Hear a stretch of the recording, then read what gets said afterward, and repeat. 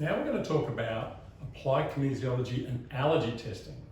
So this again is where applied kinesiology is really good at picking up allergies. Often I get people who think they aren't allergic to things and they actually are. Now remember, with allergies there's a little bit of sensitivity and a massive reaction.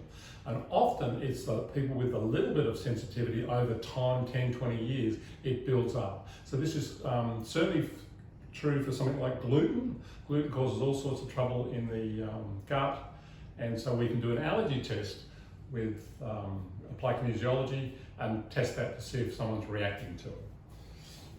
Push up and out.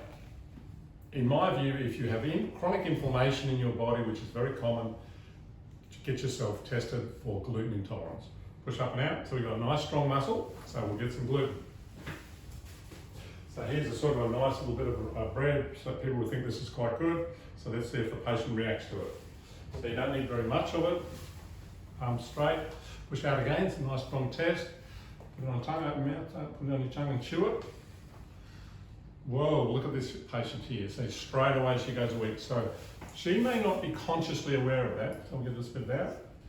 She may not be consciously aware of it, because if it's just a subtle allergy, it builds up over time. If you've got any inflammation, whether that's chronic back pain, chronic bowel problems, get yourself tested for gluten intolerance. So the next thing we're going to do, the next most common allergy I run into, push up and out, is dairy. So here's a little bit of milk in here. So we're going to get the patient to drink it. So we've got a nice strong muscle. Sit up for a second. Just have a sip of that. Keep it in your mouth. Don't swallow it. I'll put that down. And test again. See, loss of strength. So that tells me this patient is sensitive to gluten, and she's also sensitive to dairy. Very common. The gluten tends to lead to leaky gut, which can lead to all sorts of autoimmune diseases, including chronic inflammation.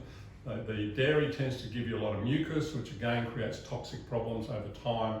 Things like tonsillitis, appendicitis, all dairy intolerant. So the next thing we might do, push out, is we'll do a little allergy test on cheese.